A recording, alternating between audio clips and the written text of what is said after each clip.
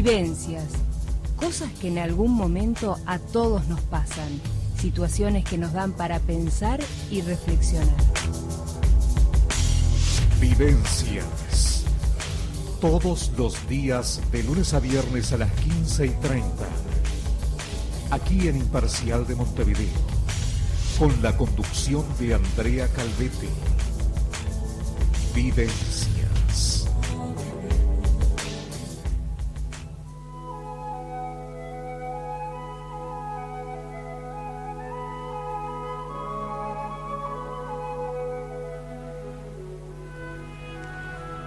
Muy buenas tardes, bienvenidos a Vivencias. Hoy tenemos el agrado de tener junto a nosotros al escritor Fernando Silva, un hombre creativo, sensible, místico, que a través de sus vivencias nos lleva a recorrer encuentros y desencuentros, historias de vida, así como también poder tomar contacto con la gente de campo y sus tradiciones.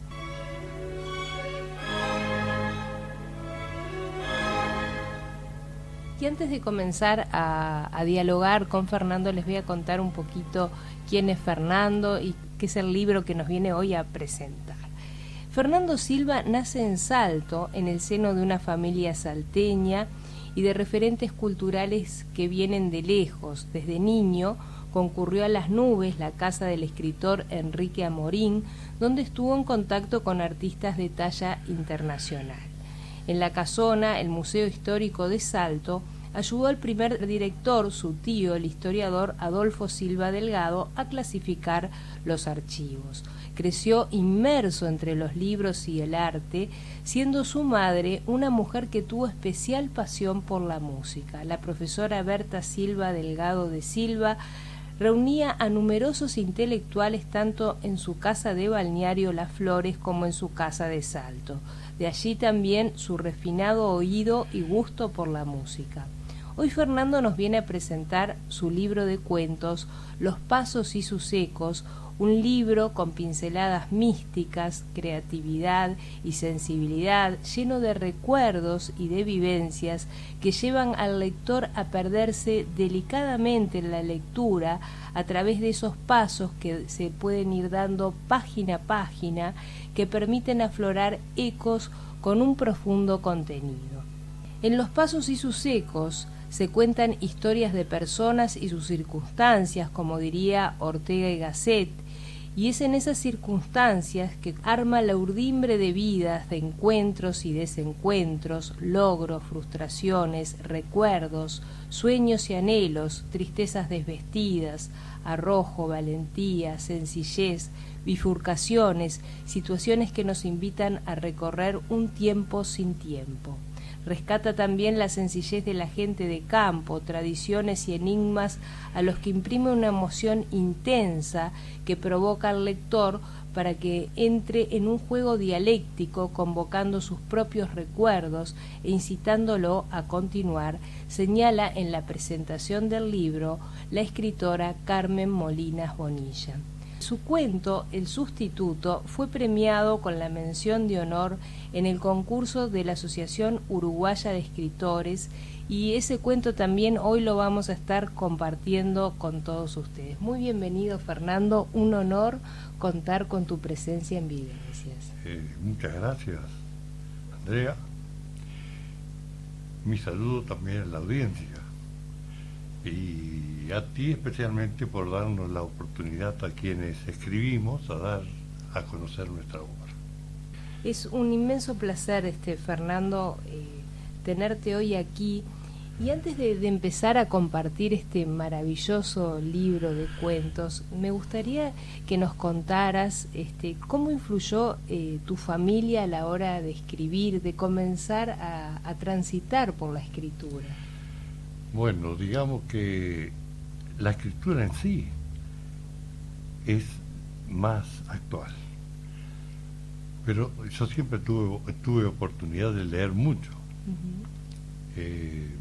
Me eduqué en una casa donde había material de sobra en el sentido de historia. Mi padre era profesor de historia. Mi madre, como profesora de música, tenía todas las historias de la música con todos los músicos, que me entretenía muchísimo. nos sentábamos juntos a escuchar un concierto muchas veces. Yo recuerdo el día que le regalé por el Día de la Madre las fantasías para piano de Schumann, y nos sentamos juntos, ella con la partitura y yo al lado para escuchar. Con ella aprendí a leer música también, a pesar de que no toco ningún instrumento. Pero es una gran pasión en tu vida la música. Por supuesto, ni que hablar. Es algo que me descansa, me hace pensar, me hace sentirme en mí mismo.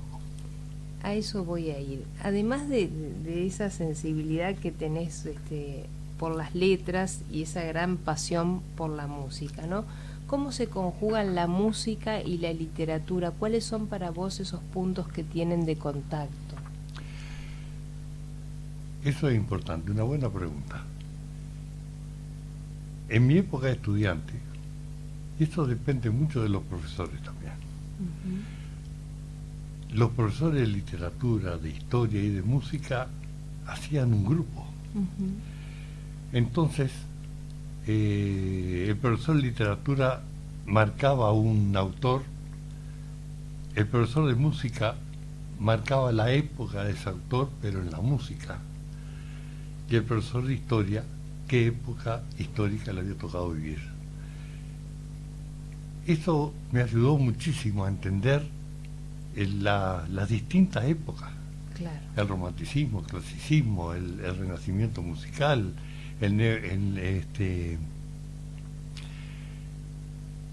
incluso las influencias posteriores, con el nacionalismo musical, con los 5 rusos, bueno, todo eso lo dimos en historia, en literatura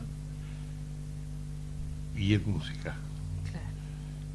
No, hay que ver cómo ayuda al estudiante a interpretar bien las épocas históricas, que no solamente son históricas por lo que se dio históricamente, sino que la historia lo abarca todo, lo abarca la literatura, lo abarca la música, es todo un conglomerado que va junto, claro, que va arrastrando a la humanidad todo junto, no lo podemos separar uno de otro.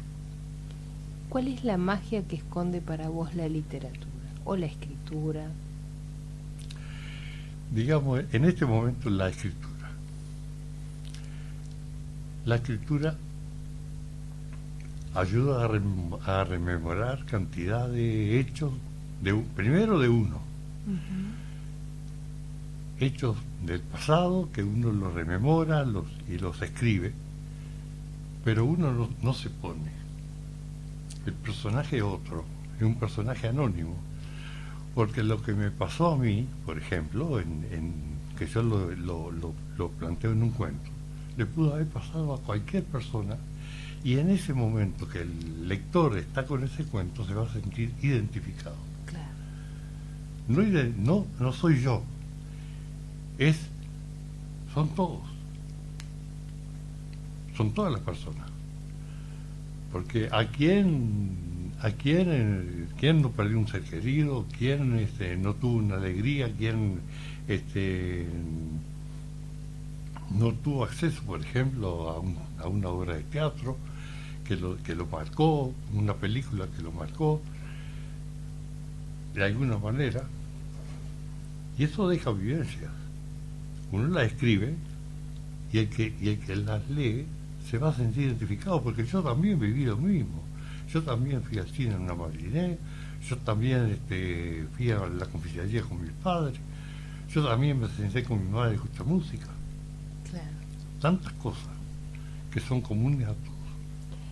Y además, en estos cuentos, yo decía cuando te presentaba que luego de leer, me sorprendí gratamente porque pensé que iba a escuchar cuentos referidos, algunos son referidos a historias de rurales en el campo mismo, muy, muy bien descriptos, pero además todos tienen un halo místico que se ve que es algo interno tuyo, que lo tienes ahí a flor de piel y que afloran siempre en cada uno de los cuentos. Hay un toque místico muy importante. Primero que yo tengo mis creencias y creo profundamente en que estamos rodeados, de que de alguna manera nos sentimos tocados por un ser querido, o nos sentimos tocados por un ser necesitado, porque muchas veces no tiene por qué ser querido, a veces es un totalmente desconocido que, como uno es la antena, uno siente su presencia, no sabe quién es, pero siente que hay alguien que necesita ayuda. Yo lo interpreto en mi obra, interpreto la necesidad que tiene mucha gente de contactarse, de sentirse por lo menos comprendido, aunque no esté con nosotros. Claro. Y eso es lo que yo siento en mi Vos obra. sos, el escritor viene a ser como un canal, ¿no? De energía, de transmisión de energía. Exactamente, de la misma forma que hay escritores que tocan distintos temas materiales, a mí me gusta tocar temas que van más allá de lo material, porque lo material no es todo en la vida. Claro. Lo material es lo que tenemos cerca, el dinero, haber logrado una casa, un apartamento, haber logrado un autito, eso es lo material, pero lo espiritual está muy por encima de todo eso, porque el espíritu está vacío, no tiene materia, no tiene casa, nosotros lo vamos alimentando. Y depende de la forma que lo hagamos, es la forma en que vamos a ser retribuidos de alguna manera después. Te invito, Fernando, a hacer la primera pausa para después sí ya adentrarnos en el libro, en su título, en su tapa y en sus cuentos que vamos a ir compartiendo a lo largo de la tarde con la audiencia. Y les recuerdo que pueden participar para llevarse 2 ejemplares de Los Pasos y sus Ecos, gentileza de Fernando Silva, a través de el 098 88 28 28 vía SMS o vía WhatsApp, y también que nos pueden ver a través de www.radioimparcial.com. Hacemos una pausa y enseguida volvemos.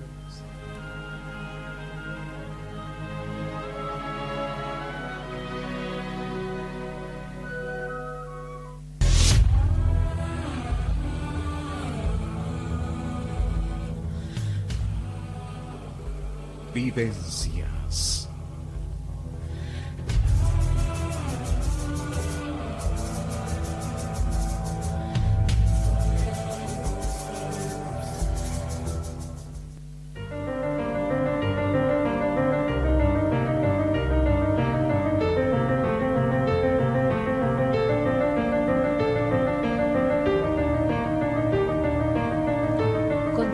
En Vivencias en CX28 Radio Imparcial, dialogando con el escritor Fernando Silva. Y ahora sí, ya estamos en el libro Los Pasos y sus Ecos. ¿Por qué el título? ¿Por qué la ilustración de la tapa del libro, que es una recreación de Marcela Molinas sobre un diseñador y escultor, Gigeo Focudo?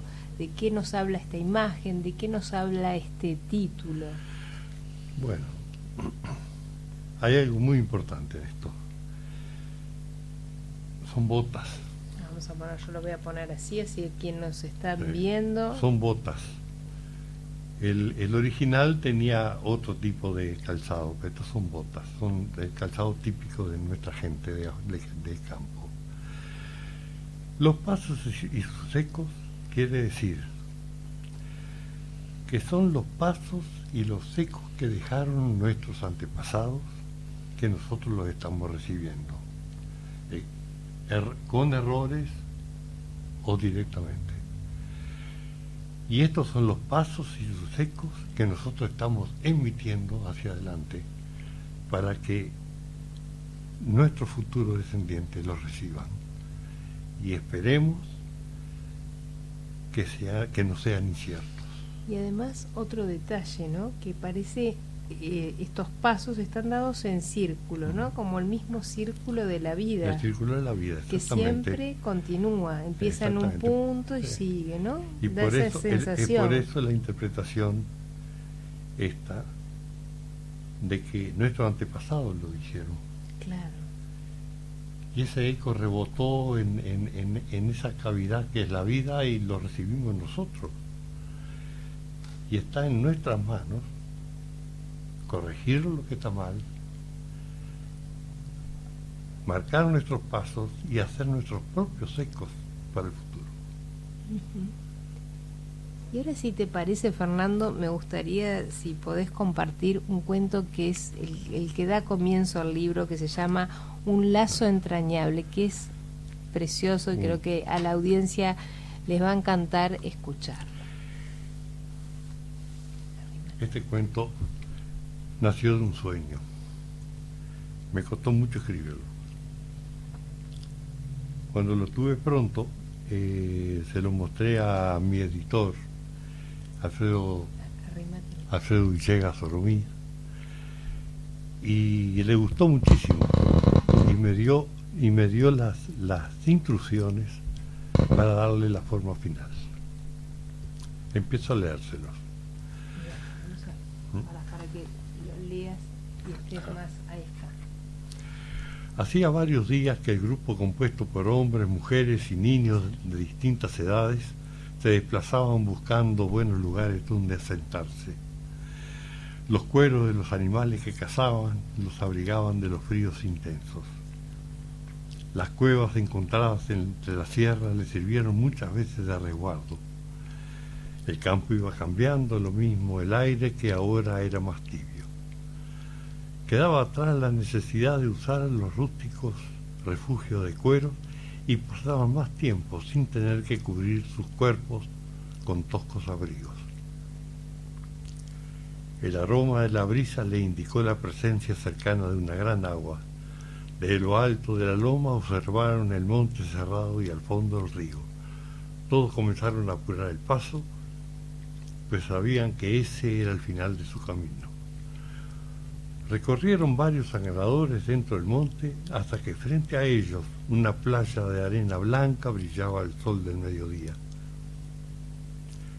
En la zona que les pareció más apta, armaron su asentamiento.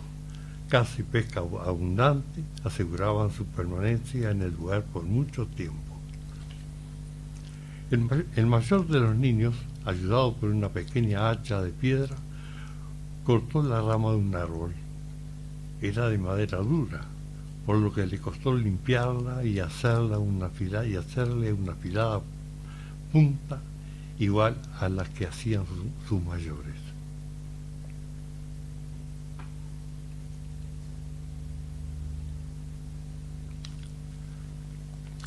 Un cachorrón salvaje se acercó. Los niños lo adoptaron como compañero de juegos. Lo cierto es que al poco tiempo el animal formaba parte del grupo y acompañaba al mayor de los niños en sus partidas de caza. Caracoles y cucharas se encontraban por doquier, los que, enhebrados en cordeles de fibra vegetal, comenzaron a adornar el cuello de mujeres y niños.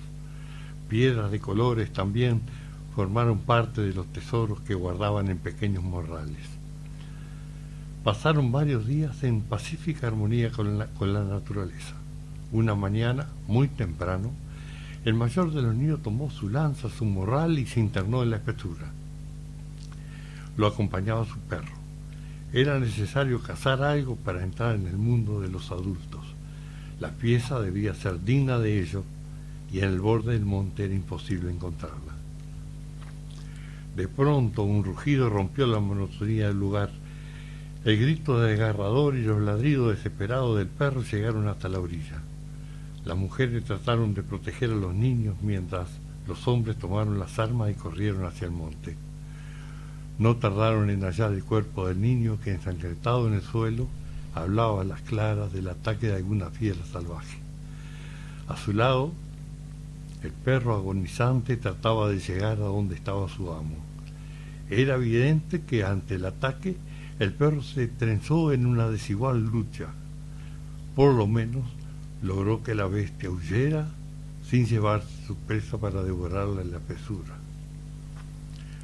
El horror pintó el rostro de los hombres. Los dioses del monte no los querían allí y se lo demostraron de la manera más cruel. No había tiempo para ritos funerarios, pero no podían dejar los cuerpos para los jarroñeros.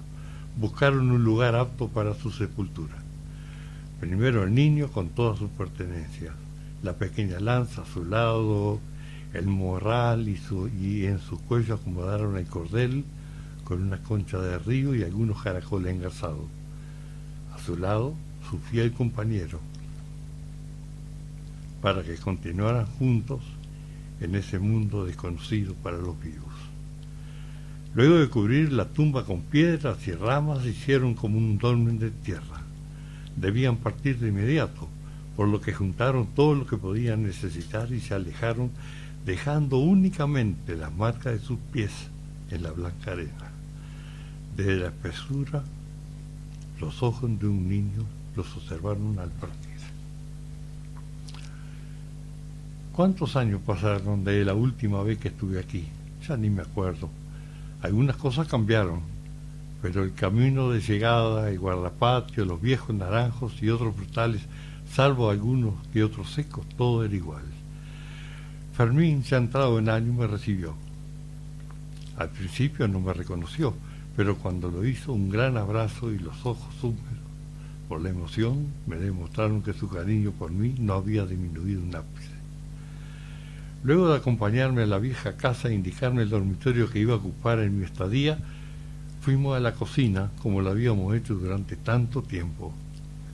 Carlina, su mujer, buena cocinera de campo, preparó un guisado de oveja para el que dimos cuenta con gran apetito. El vino, suministrado por un vecino que tenía una pequeña viña, y un Martín Fierro completaron el almuerzo.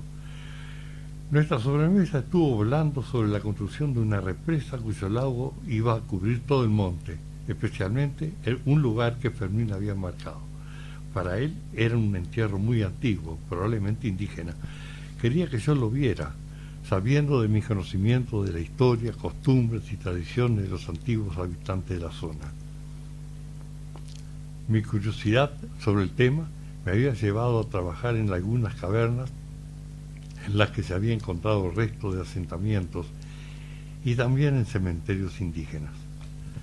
¿Qué te parece si mañana salimos a recorrer la zona?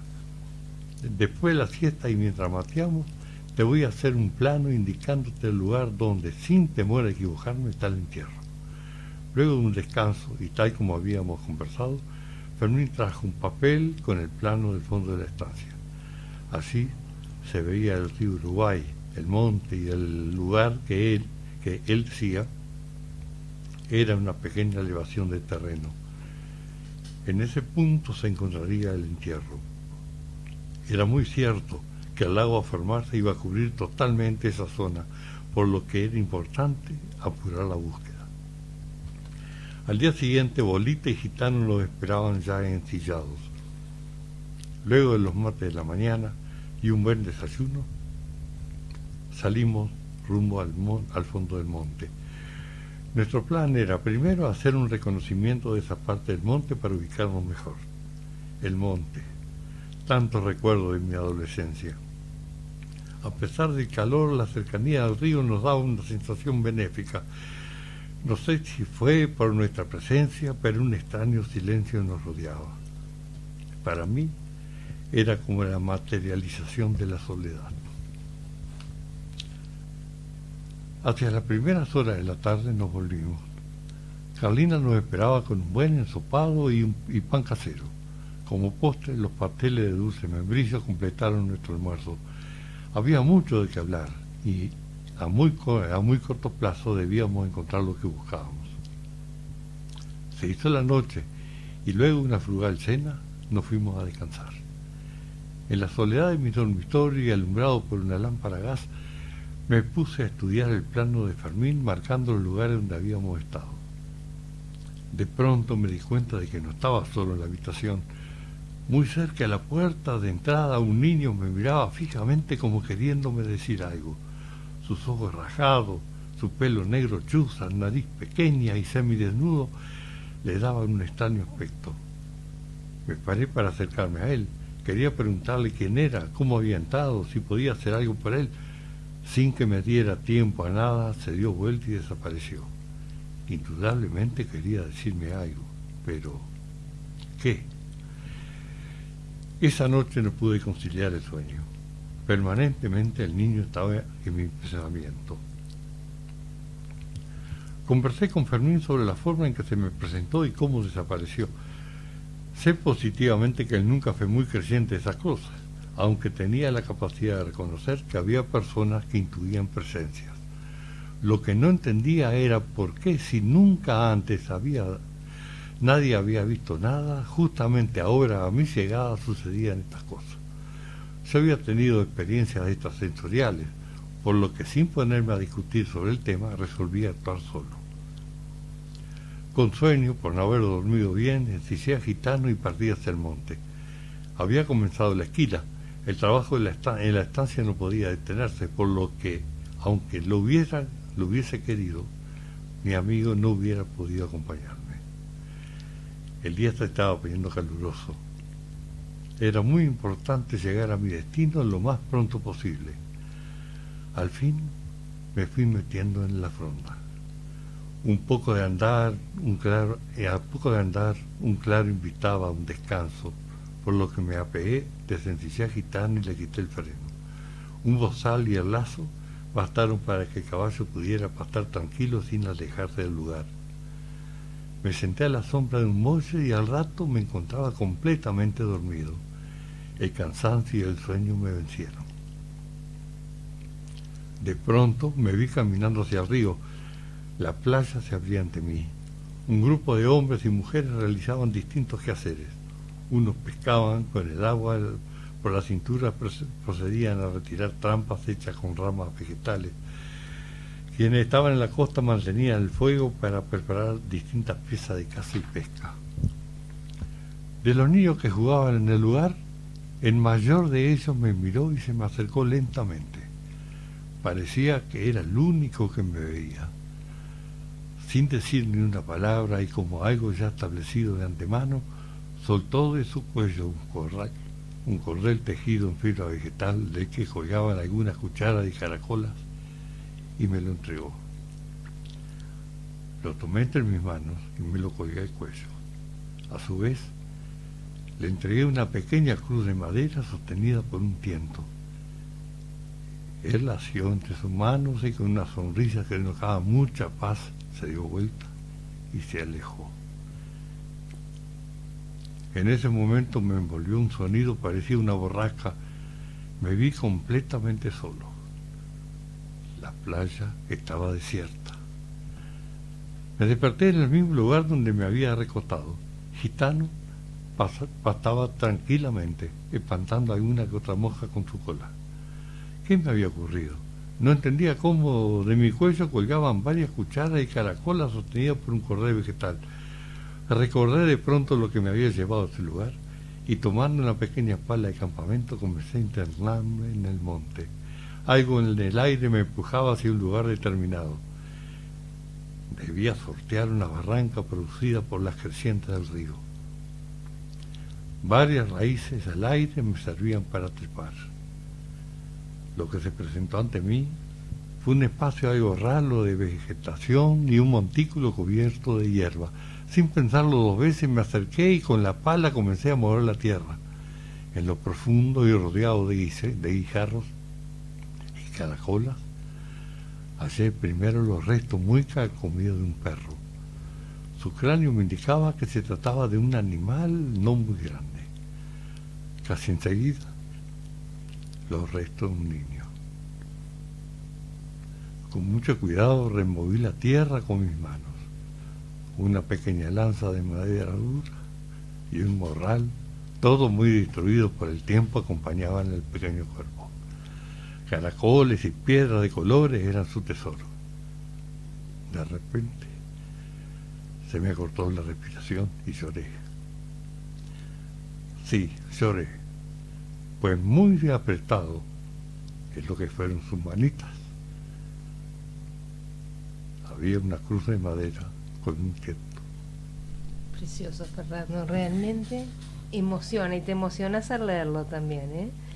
Me produjo la misma sensación cuando lo leí. Hacemos una breve pausa y continuamos dialogando con Fernando Silva acerca de este hermoso libro, Los pasos y sus ecos.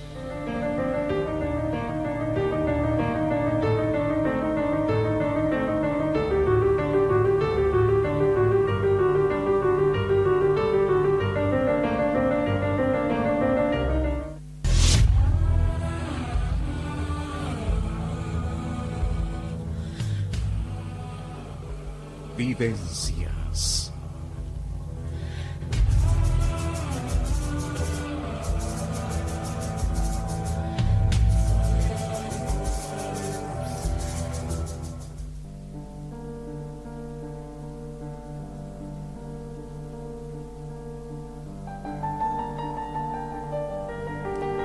Continuamos en Vivencias en CX28 Radio Imparcial, dialogando con el escritor Fernando Silva, que hoy nos ha venido a presentar su libro Los pasos y sus ecos, y nos ha compartido uno de sus cuentos.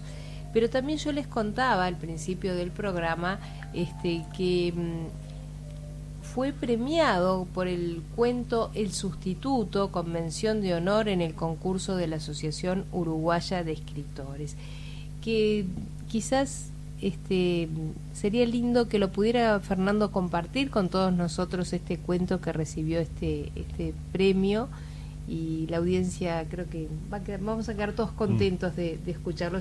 Cómo no, con gusto. El Sustituto. La foto del niño con su túnica escolar se encontraba junto a otros tesoros encima de la mesita cercana a la estufa, que en los gélidos días de invierno daba calor a la casa. Se la habían tomado a la salida de la escuela rural a la que asistía pocos días antes de que ocurriera la tragedia. Todo transcurría normalmente. La primavera comenzaba a comandar el ambiente luego de un invierno con muchas heladas. Tonito montó su petizo y luego de la despedida de rigor partió a la escuela. Apenas 3 kilómetros la separaban de su casa. De mañana las materias normales, almuerzo al mediodía junto a sus compañeros y de tarde trabajo en la huerta escolar. La alegría de los niños cuando veían crecer los almácigos cultivados por sus propias manos era manifiesta. A la salida, luego de despedirse de la maestra, partió de regreso en su petizo. Nadie imaginó que la crucera asustaría al animal. Al corcoviar, el niño cayó hacia atrás golpeando su cabeza contra una de las tantas piedras sueltas, lo que le ocasionó la muerte. Desde la escuela observaron la escena y corrieron hacia el lugar, pero ya no había nada que hacer. El petizo en su loca carrera llegó solo a la casa, por lo que los padres de Tonito, presumiendo que algo grave había ocurrido, salieron hacia la escuela. No tuvieron que andar mucho. Un grupo de gente rodeaba el pequeño cuerpo. La desesperación ganó sus corazones. El vacío dejado por Tonito iba a ser muy difícil de llenar. Gregorio, el hijo de unos vecinos, trataba de auxiliarlo. Se daba cuenta de que una niebla iba ocupando la casa. Tú vienes a ayudarnos en la tarea de la chacra, pero nosotros no estamos en condiciones de pagarte. Yo no pretendo recibir un pago, simplemente me da gusto poder colaborar. ¿Ya tienen prontas las tomateras para el invierno? No, aún no. En realidad vamos muy lentos. Mañana vendré temprano y haremos el trabajo juntos. Le llamaba la atención que un niño algo mayor que Tonito se desempeñara tan bien en la tarea de la chacra. Temprano, un carro cargado con varios mazos de paja llegó a la portera, descargó y se fue. Cuando Gregorio llegó, comenzó a cortar la paja y a armar las esterillas que luego cubrirían las plantaciones por encima de armazones de alambre. Se presagiaba un buen año en todo lo que tenía que ver con la granja. Una atmósfera de paz cubría el ambiente. Josefina quedó embarazada. Al entrar en la primavera se produjo el parto. Un varón, Santiago, iluminó la vida de sus padres. Luego de una jornada de trabajo, Luis Eduardo llegó a la casa preguntando por Gregorio, a quien no había visto en todo el día. Lo buscaron incluso en el dormitorio que utilizaba para descansar entre jornada y jornada. Fue en ese momento que junto al retrato de Tonito observaron un sobre. Lo abrieron y en letra manuscrita muy prolija leyeron: es bueno saber que siempre hay alguien que nos cuida a pesar de los avatares que el destino nos tiene preparados. No vivan con el pasado a cuestas, pues no se lo puede cambiar. El presente lleva de la mano al futuro y va a depender de ustedes el buen camino por el que puedan guiarlo para que no sea tan incierto. Los he querido con el corazón y ahora podrán seguir solos. No olviden que una vez compartí su vida. Gregorio. Fueron enseguida a la chacra de sus vecinos y preguntaron por su hijo. Cuando este vino, vieron que no era el mismo chico que los había acompañado durante todo ese tiempo. Regresaron a su casa. El sobre encima de la mesita donde ellos lo habían dejado, y los ojos de Tonito radiaban de felicidad. Es hermosísimo, hermosísimo. Cuando recibiste la mención esta, ¿cómo la recibiste? ¿La esperabas? No, realmente. ¿Te sorprendió? Realmente no la esperaba porque, en primer lugar, era la primera vez que me presentaba un concurso. No soy de presentarme a concurso, aunque a veces tengo cuentos preparados que me parece que pueden servir para presentarlos, y fue una sorpresa muy grande haber recibido por el sustituto el premio que me dieron.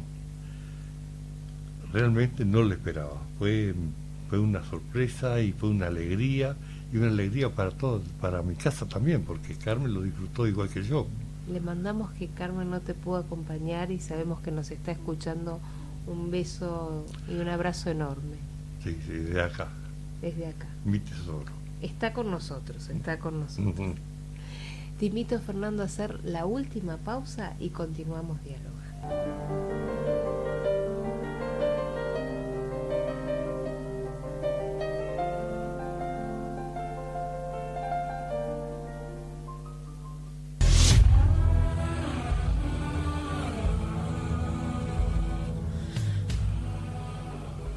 Vivencias.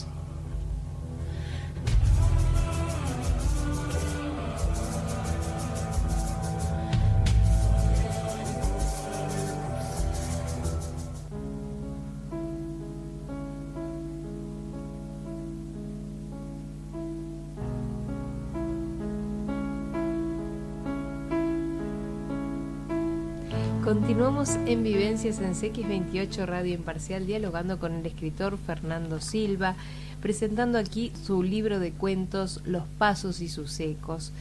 Y hay un cuento que es muy especial, que me gustaría que Fernando lo comparta, que se titula Piquito, porque cambiamos de cuento y tiene unos cuantos. Piquito.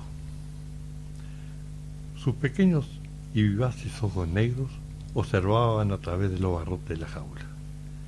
Ese era Piquito, un canario de pecho amarillo, la punta de las alas, el lomo y la cabeza con manchas oscuras. Doña Beba le hablaba y él comenzaba a dar pequeños saltos sobre los palitos que le servían de apoyo. Los conciertos de Vivaldi eran sus preferidos. Al escucharlo se ponía a cantar. Primero era un gorjeo largo, culminando con trinos que parecían seguir a los violines. Desde la tardecita, para que no pasara frío, su mundo era la cocina. De mañana, la jaula era ubicada debajo de gran parral que cubría una parte importante del fondo de la casa. Elvira debía mantener el agua limpia y el comedero con el alpiste necesario. Un mediodía, doña Beba fue a ver a su canario y notó que no estaba en la jaula. Se había cometido un lamentable error. Seguramente Elvira dejó mal cerrada la puertecilla de la jaula y el ave aprovechó para escapar. Siendo un pájaro nacido y criado en cautiverio, no tendría ninguna defensa ante los peligros externos.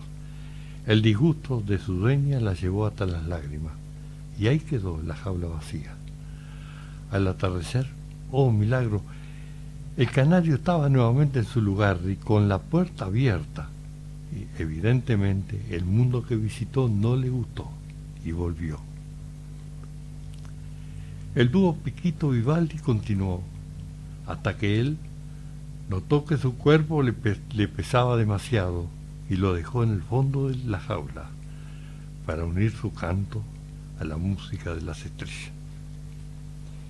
Ese pájaro, Piquito, fue parte de tu niñez. Parte de mi niñez, exactamente. Parte de mi niñez. Y se me murió a mí. Yo iba sacando la jaula de la cocina para ponerle bajo el parral, aleteó un poquito y cayó. Por eso yo lo termino así. Se ve que el cuerpo le pesaba, lo dejó libre y él se fue. Amás los animales, ¿verdad, Fernando? Ah, por supuesto. Se nota, Para mí son... se nota en los cuentos, ¿eh? Cómo los describís. Sí, los animales son parte nuestra, parte el perro, todas las mascotas. Por ejemplo, en un cuento que tengo acá, que si tengo tiempo te lo voy a leer, que se llama El Muro. El muro. Estamos en los últimos minutos y compartimos el muro. El Muro, que es... en la página 49. El Muro es un cuento en el cual aparece mi perro, porque ese era mi perro. Los otros eran los perros de la casa, pero ese era el mío. Tuyo. Ese era el mío. Cuando Pedro llegó a la casa después de muchos años, sintió una sensación extraña. Barreras invisibles le cortaban el paso. Era consciente de que sus necesidades espirituales nunca habían sido bien comprendidas. Como sonámbulo caminó hacia la puerta principal. Esta se abrió sin que llegase a tocarla. De pronto se vio recorriéndola. Todo estaba igual que antes. Cuando llegó a la reja que separaba el jardín del resto de la casa, una mujer de muchos años lo miraba como pidiéndole que la ayudara. Junto a ella, un perro que tenía una pequeña pelota en su boca lo invitaba a jugar. Sin temor se acercó. Pedro, te estaba esperando. Bajo la atenta mirada de la anciana se pone a jugar con el perro. Corre la pelota y se la trae. Se la deja a sus pies para que se la arroje nuevamente. Esto lo retrotrajo a otra época. La anciana se le acerca y lo toma del brazo. ¿Me ayudas a bajar al jardín? Así lo hizo, mientras el perro saltaba a su alrededor con gran alegría sin soltar su juguete. Pedro, ¿sabes qué quiero? ¿Viste dónde está la araucaria? Necesito que me hagas una pileta. La anciana lo miraba mientras comenzó a trabajar el trabajo tantas veces repetido. Tomó un cordel, ató el extremo al tronco y trazó un círculo en el suelo. Luego cavó una pequeña zanja y la llenó con piedra que fue trayendo. El sol estaba como empantanado y la tarde se hacía larga. Culminada esta parte del trabajo, la anciana le pidió que la llenara de tierra. En una carretilla acarrió toda la que necesitaba. Ella comenzó a mover sus manos y semillas brillantes como pequeñas gotas de agua comenzaron a caer sobre la tierra, desapareciendo en su interior.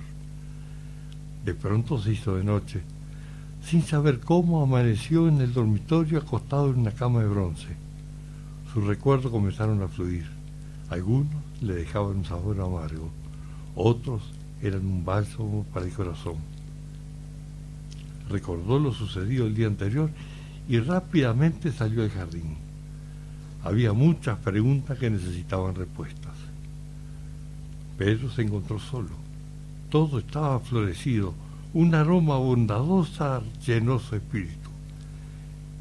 Entonces tuvo la respuesta a sus preguntas. El muro había sido derribado. Precioso cuento también. Y todos estos cuentos de los pasos y sus ecos son parte de esas vivencias que te han marcado, de esas historias tuyas de vida y también de gente que has convivido a lo largo de los años que te han llevado a contar estas historias. Sí, ¿no? algunas son de la imaginación, porque Ficticias, claro. cuando uno empieza la narrativa, empieza a crear, Claro. empieza a imaginarse personajes. Pero hay otros que no, hay otros que son personajes que en alguna época existieron. Por ejemplo, Serafín, Vicente, que eran Serafín era un peón de la estancia. Vicente era el negro esclavo de mi bisabuelo, que mi bisabuelo lo rescató de la esclavitud, y era el que le preparaba el fuego de mañana, le hacía el asado, tomaban mate juntos. Bueno, yo narro la historia acá en el cuando la lean se van a dar cuenta de que no era un esclavo, la esclavitud había terminado, era otro de la familia. Tal es así que cuando Vicente falleció fue enterrado en el panteón familiar, y a la subida de la escalera de mi casa paterna, junto a la galería familiar de mi antepasado, estaba el negro Vicente, de galera, levita, camisa blanca y corbatín. Es muy lindo ese cuento al que haces mención. Y capaz que antes de terminar estos últimos minutos, sí, voy a nombrar los títulos de cada uno de sí, los cuentos, así la gente sabe. Son unos cuantos cuentos y ¿a cuál más lindo? Un lazo entrañable fue el primero que leíste, Las tablitas, Serafín, Piquito, que también lo leíste, El mal, Dominga, El colibrí de cristal, divino cuento, Mauricio, El muro, que también lo compartiste, Pueblo Campana, Vicente y El encuentro. Estos son una joyita de cuentos para leer, para disfrutar, y fue un inmenso placer. Se nos fueron los minutos, Fernando, lamentablemente, pero fue un inmenso placer contar con tu presencia, tenerte aquí hoy y compartir este libro que es una delicadeza de cuentos, y que creo que a la gente los cuentos son tan lindos para compartir, ¿no? Para leer y saborear uno a uno. Es que justamente la tarea que tenemos nosotros, no me voy a llamar escritor, porque en realidad para ser escritor hace falta mucho, hay que recorrer mucho camino, pero uno trata de llegar a la gente, de utilizar un lenguaje simple, un lenguaje de este español glorioso que tenemos nosotros, ese idioma tan amplio, tan grande, que lo están destrozando tanto ahora, y que la gente entienda lo que uno quiere decir, que la gente se emocione, que la gente no pierda la sensación de asombrarse. Muchísimas gracias, Fernando. Un inmenso placer contar con tu presencia. Te espero en cualquier momento, porque seguramente nos vas a sorprender con alguna otra cosa. Sí, espero hacer otra edición de Los Pasos y sus Ecos 2. Bueno, serás bienvenido cuando gustes. Muchísimas gracias a la audiencia por su amable atención, y a nuestro compañero Luis Castro en controles. Nos encontramos mañana en otra edición de Vivencias. Muchísimas gracias y que tengan una excelente jornada.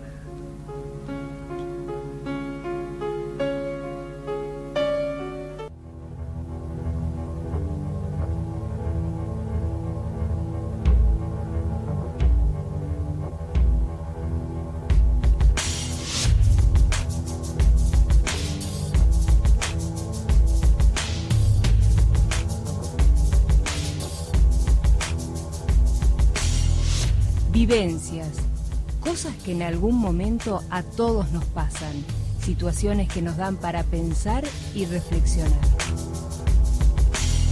Vivencias. Todos los días, de lunes a viernes a las 15:30. Aquí en Imparcial de Montevideo. Con la conducción de Andrea Calvete. Vivencias.